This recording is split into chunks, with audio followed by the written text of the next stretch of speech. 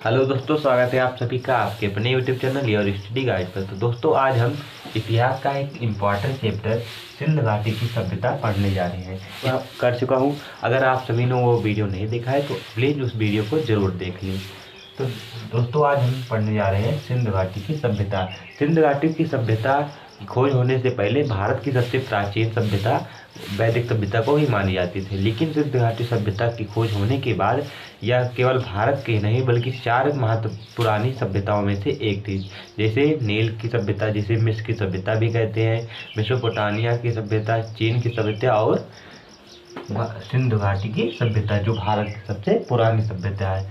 तो दोस्तों, इसे पढ़ने के लिए हम इसके पढ़ने के संबंध में हमने एक पॉइंट लिखा है। जैसे खोज के बारे में, किन लोगों ने इसकी खोज की, काल माने टाइम, इसका समय क्या है, नामकरण, इसके अलग अलग नाम क्या है, उद्भव मतलब इसके नाम जो इस सभ्यता का नाम किन्होंने दिया है, विशेषता जहाँ से ऑब्जेक्टिव निकलते हैं, महत्वपूर्ण प्रश्न बनते हैं, और विस्तार। यहाँ पर जितने भी पॉइंट दिए हैं दोस्तों, इस पार्ट में हम इसे पढ़ेंगे। तो चलिए पढ़ना करते हैं शुरुआत। जैसे खोज, इसे दोस्तों आप सभी एक क्रम में ही याद करें जिससे आपको ऑब्जेक्टिव बनाने में आसानी हो। तो यहाँ पर है चार्ल्स मैसन। ये एक अंग्रेज पर्सन थे। अंग्रेज के एक पर्सन थे जिन्होंने पाकिस्तान का दौरा किया, और इन्होंने पाकिस्तान के दौरे के अनुसार इन्हें अनुमान लगा, हड़प्पा के स्थान पर इन्हें अनुमान लगा कि यहाँ पर कुछ है जिसे शुरुआत में सबसे पहले इन्होंने बताया। तो 1826 ईस्वी में चार्ल्स मैसन ने पाकिस्तान का दौरा किया, जहां पर इन्हें हड़प्पा नगर के पास कुछ महसूस हुआ कि यहाँ पर कुछ सभ्यता है। हालांकि इन्होंने ये नहीं बताया कि यहाँ पर सभ्यता है। इन्होंने नरेटिव ऑफ जर्नीज अपनी पत्रिका में इन्होंने यह लिखा कि यहाँ पर कुछ है, लेकिन इन्होंने स्पष्ट रूप से नहीं बताया कि यहाँ पर सभ्यता है। फिर दूसरे नंबर पे देते हैं बर्टन बंधु। यहाँ पर बर्टन बंधु यहाँ कराची से लाहौर, ये पाकिस्तान में ही एक रेलवे ट्रैक बिछ रहा था। तो बर्टन बंधु इसके इंजीनियर बंधु थे दोनों। ये जिनका एक का नाम था जेम्स बर्टन और दूसरे का नाम था विलियम बर्टन।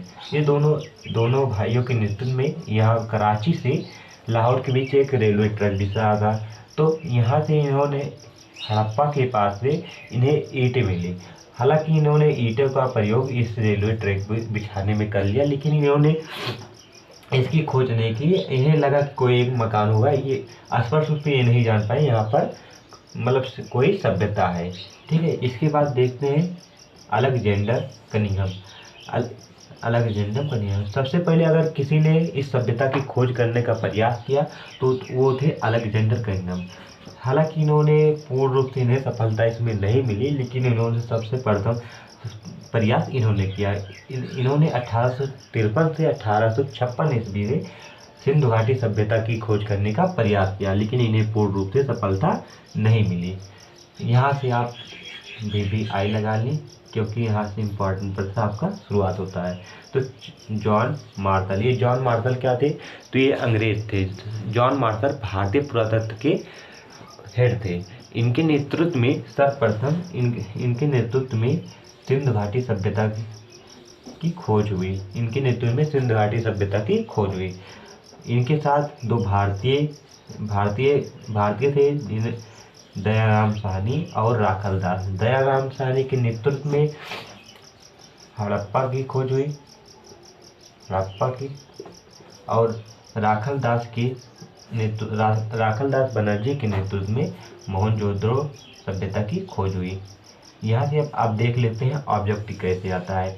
सबसे पहले आपसे ये पूछा जाएगा सिंध घाटी सभ्यता के खोज के हेड कौन थे? तो सिंध घाटी सभ्यता के हेड जो थे वो जॉन मार्शल थे। लेकिन अगर आपसे ये पूछा जाए कि मोहनजोदड़ो हड़प्पा के खोजकर्ता कौन है, हड़प्पा खोज के हेड कौन थे? तो वो थे दयाराम साहनी।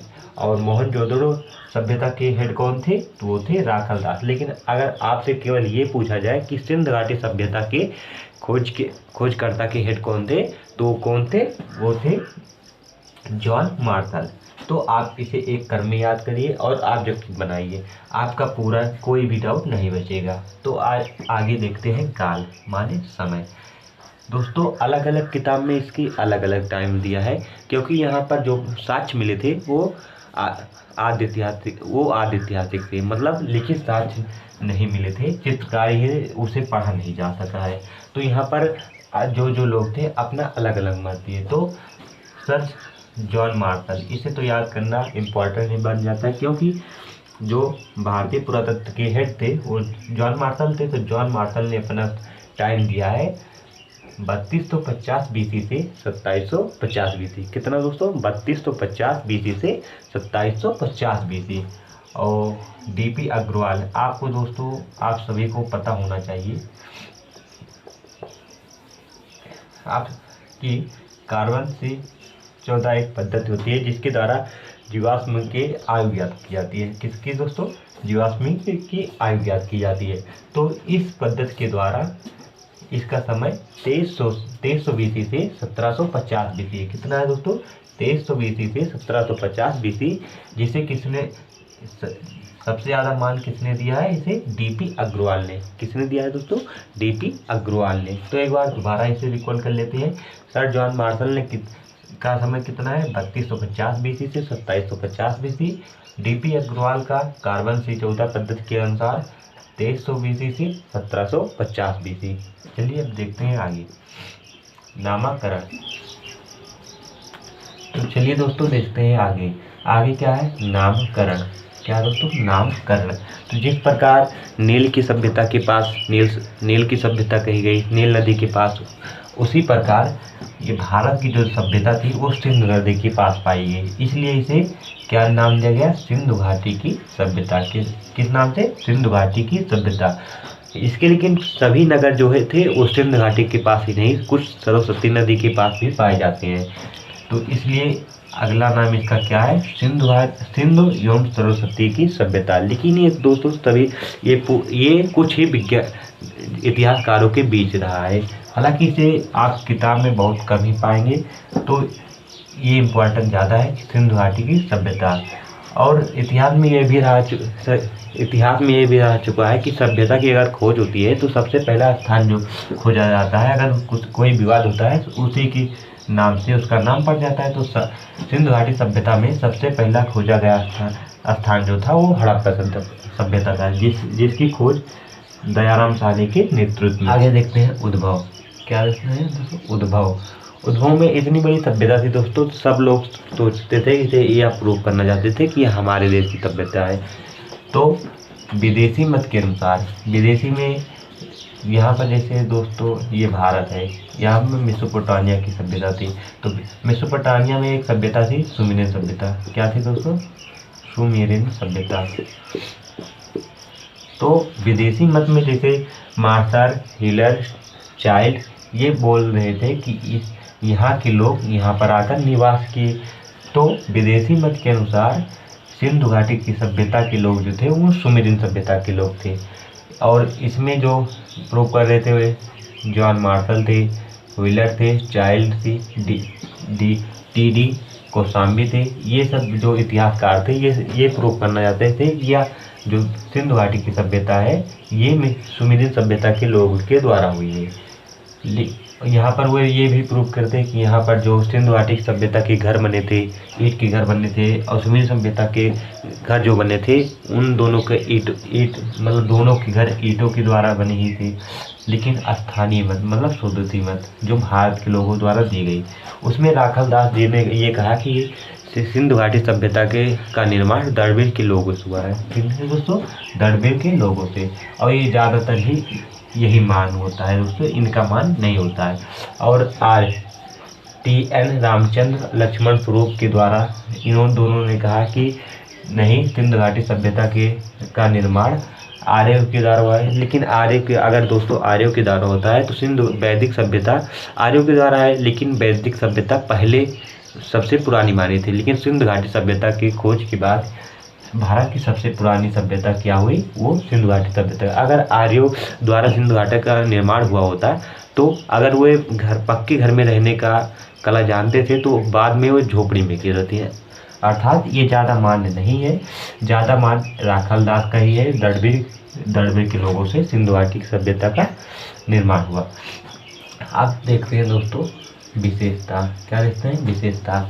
यहाँ से ऑब्जेक्टिव ज़्यादा बनता है, इसलिए आप सभी ध्यान से देखें। विशेषता में क्या थी, नगरीय व्यवस्था थी।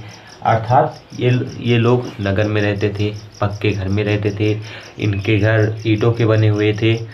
तो भारत की नगरीय व्यवस्था की शुरुआत इन्हीं लोगों से हुई। तो सबसे महत्वपूर्ण विशेषता इसकी क्या है, नगरीय व्यवस्था थी। दूसरा कांस्ययुगीन सभ्यता थी। कांस्य तांबा और टीन के मिलने से कांस्य का बना होता है। तो जिस युग में तांबे का यूज किया जाता है उसे ताम पाषाण काल कहते हैं, और जिसमें पत्थर का यूज किया जाता है उसे पाषाण काल कहते हैं। तो उसी प्रकार ही इसमें लोगों ने कांस्य का ज़्यादा प्रयोग किया, इसलिए कांस्ययुगीन सभ्यता थी। आद्य ऐतिहासिक सभ्यता थी। आद्य ऐतिहासिक का मतलब जिनके लिखित साक्ष्य तो प्राप्त है लेकिन उसे पढ़ा नहीं जा सका है। क्या दोस्तों, जिसके लिखित साक्ष्य तो प्राप्त है लेकिन उसे पढ़ा नहीं जा सका है।